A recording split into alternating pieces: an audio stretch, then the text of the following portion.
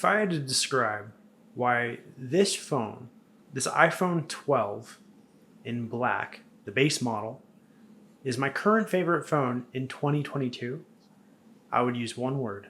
Zoom in. Aluminium. Okay, no, but seriously, I did not expect this to be my favorite phone that I've used in a while, but it really is, and I'm going to talk about why. So I've tested quite a few phones in the last few months.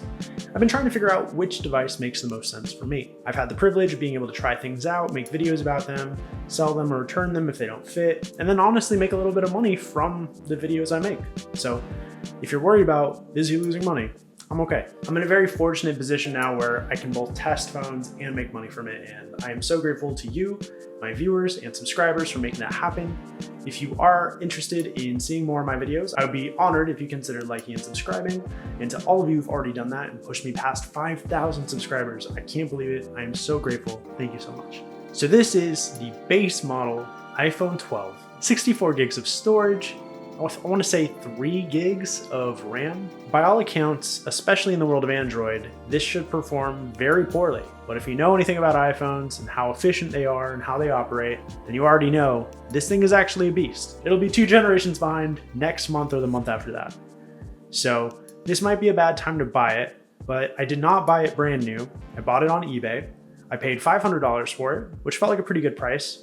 That will probably be the MSRP for this phone in a couple months. So, you know, anytime you buy tech, when you buy it, it will always be cheaper in the future.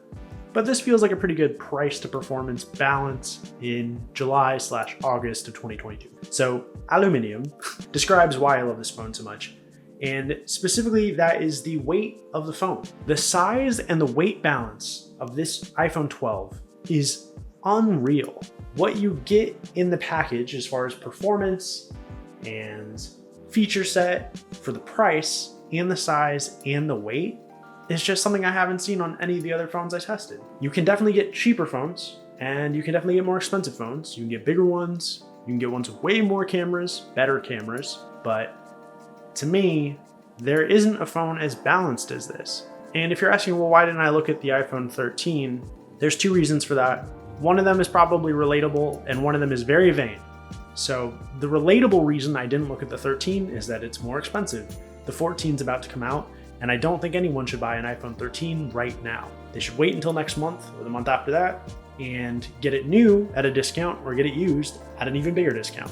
The less probably relatable reason is that they don't make a black iPhone 13. Much like the Apple Watch 7 and the MacBook Air, Apple has decided to replace black with midnight, a very dark blue. And I like all of my gadgets to be in black, or white if they can't be in black.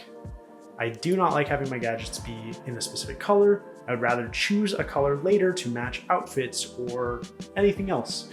I want a neutral color palette for the gear I buy so that it matches the aesthetic of the other gear I own and so that it doesn't directly clash with any clothes or other gear I have. Like I said, maybe not as relatable. But those 2 reasons are why I did not get an iPhone 13 and instead looked at the used iPhone 12. And I have been very pleasantly surprised. Now I will say, going from phones that have faster refresh rates is jarring for like half a day to a day. Coming from the S22 Ultra, the Galaxy Fold 3, even the 13 Pro Max, it does feel like a step down. And I really do think Apple should just put a high refresh rate on every phone they make this year, and I know they won't because they want to differentiate the Pro and the non-Pro lines. And that's their prerogative, but I really do think that the 14 should at least have a 90 Hz screen, even the non-Pro model. But that said, once you get past the refresh rate, just about everything else about this phone is pretty much perfect for me. So I don't need a ton of base storage because I really am not going to be installing a bunch of games. I'm not going to be filming a bunch of 4K video with this phone, although it films video in a way that is really impressive. There is no competitor to iPhone video, even a few phones old at this point. The Samsungs especially are just ridiculously bad at video, and I don't know what's going on with them because I feel like they used to be better. Like I feel like my S8 was better at video than the S22 Ultra. Not sure why, but it's weird. This phone is great for video. It's pretty good for photos, but in general, I tend to prefer how Samsung and Google default their color science compared to iPhones. You have some flexibility in post and you can resaturate or change certain things in the iPhone, And in general, most photos look good, but I do think this iPhone specifically is a little bit behind when it comes to photography compared to the other phones you can buy. I also do wish that this phone had the telephoto lens. I know they kind of reserve that for the pros, but I do miss having a telephoto lens after having a Pixel 6 Pro and the various Samsung phones I tried. That said, what is here is really good, and I do think it's a really good price to performance package. I made a video about the Note 10 Plus almost 2 years ago, maybe a year and a half ago, buying that used a year or so later, and how I was really impressed with what you get for what you pay. This phone feels really similar for folks who are interested in iPhones. I really prefer the weight of this phone because it has aluminum as its chassis rather than stainless steel. I know stainless steel is surgical grade and professional, but it's heavy. And I play a lot of video games, I work with a keyboard and a mouse, I produce music using MIDI controllers and keyboards, and my hands are starting to hurt when I do that stuff. And holding a really big, heavy phone does not help. And so I'm actually excited to see that they're gonna probably do a bigger aluminum phone this year with the iPhone 14. I'm worried the pixel density might not be high enough for my liking, but I do think that Apple should make lighter phones. I think it's kind of popular lately to make fun of Johnny Ive. You might be able to tell where I stand on the Johnny Ive yes or no spectrum, given that he is obviously, my aesthetic icon. But no, seriously, I do think that going down the path of making thin, light, and powerful devices, when they nail it, is really cool and is the direction I prefer. And I think this is just a great balance of a phone. The battery life is great, gets me through a whole day, no problem, with heavy usage. Something that's both frustrating and cool about this phone, and iPhones in general, is that although iPhones are not the majority of the phone market share in the world, they are in the United States. And a lot of app developers are based in the United States. This means that I have found in my testing that most apps perform better on iPhone. They're faster, they have more features. Instagram, for example, will show like 3 different streams of video happening at the same time in the recommended area, whereas it's 1 by 1 on Android. It's not a big deal, but it's a bunch of little things like that that add up that make it clear that for many app developers, the iPhone is what a smartphone should be, and everything else is just gonna get the second version or some kind of port or adaptation that does not match the smoothness, the stability, and the quality of the iPhone version. That is frustrating, and it's not really Google's fault, it's not really Samsung's fault, and it's not exactly Apple's fault. It just seems to be how things have played out in America. But it does mean that using a lot of apps that are developed in the United States is just a more pleasurable experience on an iPhone versus other phones I've tried, sadly. Now, for a long time, I really did not like the aesthetics of the iPhone home screen. I was really frustrated by how far behind the iPhone was from Android, but I'm actually pretty pleased with the iPhone at this point.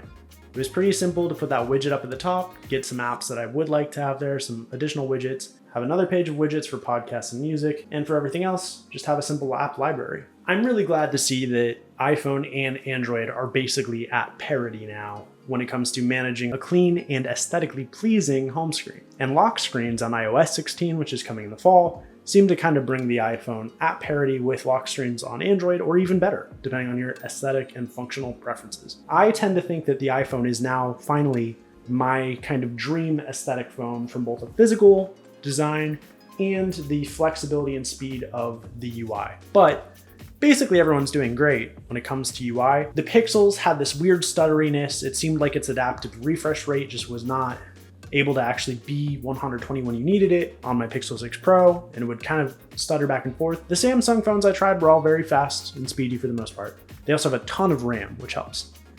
This phone feels snappy and fast, but with the caveat, like I said, that it is not a high refresh rate. It's 60 frames a second, which is the bare minimum for a touch-based user interface. And I really feel like every iPhone and every phone on the market should have 90 Hertz or more moving forward. I don't think we're gonna see a 90 Hertz based iPhone this year, and I think that's a darn shame. Other things about this phone.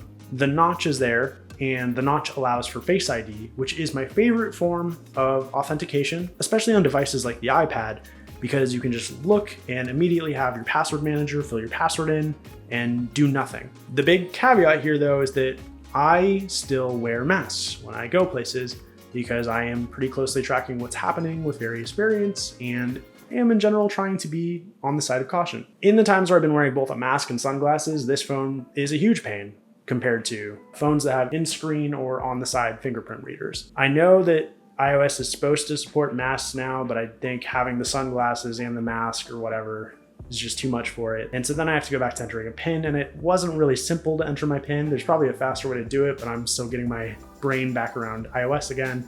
And that specific niche situation is a bummer, but it really isn't most of my experience with the phone. I'm mostly home, working from home, making videos, playing games, that sort of thing. And for those things, Face ID is a really great way to unlock my phone. I also really like that it doesn't show the content of my notifications until I look at it. And one other thing that I forgot I loved on iPhone that I'm really missing on Android, and I might just not know how to do it because there's a lot of different design paradigms on Android and a lot of different features maybe I haven't figured out. But focus modes on iOS are really nice. I have my phone set up to really only show me really important notifications, usually just direct messages from people I care about when they come in. And then for everything else, they kind of show up in batches throughout the day. And those batches of less important notifications are so much nicer than just the constant ping of notifications I was getting when I was using Android phones. That said, you may be able to actually do the same thing on Android, and I'm not saying you can't. I'm just saying I didn't know how, and I hadn't set it up on either the Pixel or the Samsung phones. So should you buy this phone? Well, like I said, this is my favorite phone I've used in a long time, even more than the 13 Pro Max, and even more than the Pixel 6 Pro, the Z Fold 3, the S22 Plus, and S22 Ultra. But it is a weird time to buy this phone.